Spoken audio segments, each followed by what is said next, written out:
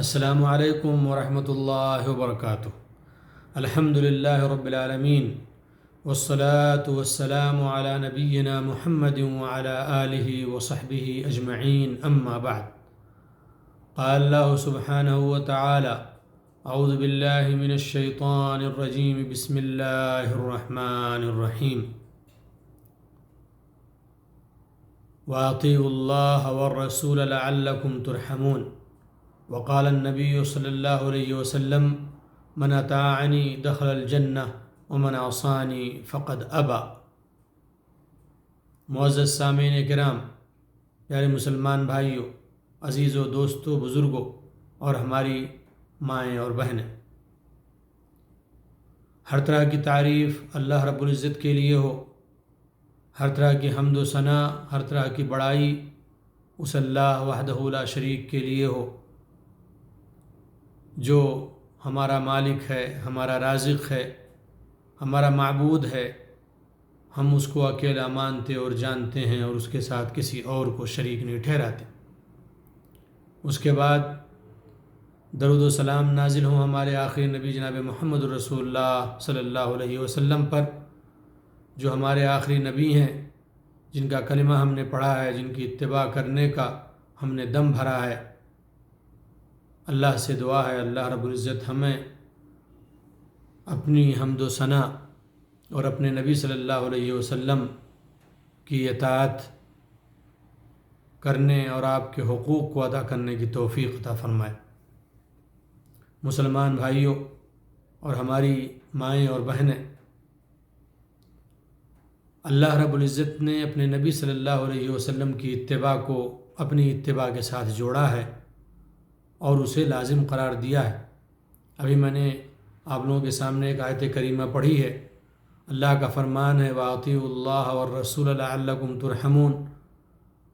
تم سب اللہ کی اطاعت کرو اور رسول اللہ صلی اللہ علیہ وسلم کی اطاعت کرو تاکہ تمہارے اوپر رحم کیا جائے۔ مسلمان بھائیوں اور بہنوں، ہمیں اور آپ کو چاہیے کہ نبی صلی اللہ علیہ وسلم کی جو بھی سنت ہو، جب ہم جان جائیں کہ آپ کا طریقہ ہے، آپ کا اس پہ عمل رہا ہے، آپ کی یہ بات ہے، آپ کے سامنے یہ چیز کی گئی، آپ نے نہیں ٹوکا اسے، تو جان جائیں وہ سنت ہے، نبی صلی اللہ علیہ وسلم کا طریقہ ہے، جسے ہمیں فالو کرنا چاہیے، جس پہ ہمیں عمل کرنا چاہیے اور جس کو ہم اپنے عمل میں لا کر کے ہی کامیاب اور کامراں ہو سکتے ہیں۔ اللہ ہمیں نبی صلی اللہ علیہ وسلم کی سنت پر عمل کرنے کی توفیق عطا فرمائے۔ ہم ان چیزوں کو بہت ہلکے میں لے لیتے ہیں، جبکہ نبی صلی اللہ علیہ وسلم کی جو سنت ہے وہ وحی ہی ہے۔ اللہ کا فرمان ہے وَمَا يَنطِقُ عَنِ الْهَوَىٰ إِنْ هُوَ إِلَّا وَحْيٌ يُوحَىٰ۔ نبی صلی اللہ علیہ وسلم اپنی طرف سے کوئی بات نہیں کہتے، جو بات ہوتی ہے وہ وحی ہوتی ہے جو آپ کی طرف کی جاتی ہے، اللہ کی طرف سے پیغام ہوتا ہے جو آپ تک پہنچایا جاتا ہے۔ نبی صلی اللہ علیہ وسلم کی اتباع نہ کرنے پہ وعید ہے۔ نبی صلی اللہ علیہ وسلم کا خود فرمان ہے من اطاعنی دخل الجنہ، جو آدمی میری مانے گا، میری اتباع کرے گا، میرے بتائے ہوئے راستے پہ چلے گا، وہ جنت میں جائے گا۔ ومن عصانی فقد ابا، اور جس نے میری بات نہیں مانی اس نے انکار کیا۔ اس کا مطلب یہ ہے کہ ایسے لوگ جو نبی صلی اللہ علیہ وسلم کی باتوں پہ عمل نہیں کرتے، آپ کی سنتوں کو خاطر میں نہیں لاتے، آپ کی سنت پر عمل کرتے ہوئے انہیں شاق گزرتا ہے، تو ایسے لوگ گویا نبی صلی اللہ علیہ وسلم کی نافرمانی کر رہے ہیں۔ ان کو ان تمام چیزوں سے باز آنا چاہیے، کیونکہ اگر ایسا ہوا تو ڈر ہے کہ اگر اسی حالت میں وفات ہو گئی، انہوں نے توبہ نہیں کیا اور صحیح بات کی طرف نہیں لوٹے، تو اللہ رب العزت انہیں دوزخ میں ڈالے گا۔ اللہ سے دعا ہے اللہ تعالی ہمیں نبی صلی اللہ علیہ وسلم کی اتباع کرنے کی توفیق عطا فرمائے اور نافرمانی سے بچائے اور جنت عطا فرمائے اور جہنم سے دور رکھے۔ اس طرح کی بہت ساری آیتیں اور حدیثیں قرآن و حدیث میں آپ کو ملیں گی جس سے یہ بات ثابت ہوتی ہے کہ نبی کریم صلی اللہ علیہ وسلم کی اتباع آپ کی فرما برداری کتنی ضروری اور واجب ہے۔ ایک آیت پڑھ کر کے میں آپ سے رخصت ہوں گا۔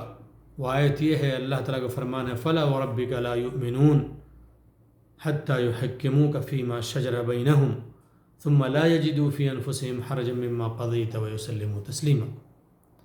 اللہ نے اپنی قسم کھائی کہ تیرے رب کی قسم، لوگ مومن اس وقت تک نہیں ہو سکتے جب تک اپنے اختلافی معاملات میں آپ کو حکم، آپ کو قاضی، آپ کو فیصلہ کرنے والا نہ مان لیں۔ ثم لا يجدوا في انفسهم حرجا مما قضيت، پھر آپ جو فیصلہ کر دیں اس فیصلے کی وجہ سے اپنے دلوں میں وہ تنگی محسوس نہ کریں۔ ويسلموا تسلیما، اور مکمل طور پہ اس چیز کو مان لیں۔ اللہ سے دعا ہے اللہ تعالی ہمارے اندر یہ اتباع کی خوبی پیدا کرنے کی توفیق عطا فرما۔ اللہ تو قادر ہے کہ ہم اپنے اختلافی معاملات میں نبی صلی اللہ علیہ وسلم کو اپنا حکم اور قاضی بنا لیں۔ اگر ایسا ہو جائے تو امت کے بہت سارے معاملات رفع دفع ہو جائیں اور بہت ساری چیزوں میں امت میں اتفاق ہو جائے۔ مسلمان بھائیوں، نبی صلی اللہ علیہ وسلم کے اتباع کے تعلق سے یہ چند چیزیں تھیں۔ میں بہت زیادہ اس کو لمبا نہیں کرنا چاہتا، اسی وجہ سے میں یہیں پہ اس چیز کو ختم کرتا ہوں۔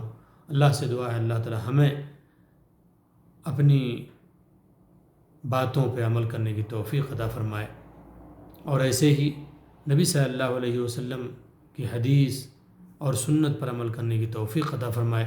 وصلی اللہ علی نبینا محمد وعلی آلہ وصحبہ اجمعین، وجزاکم اللہ خیر وبارک فیکم، والسلام علیکم ورحمۃ اللہ وبرکاتہ۔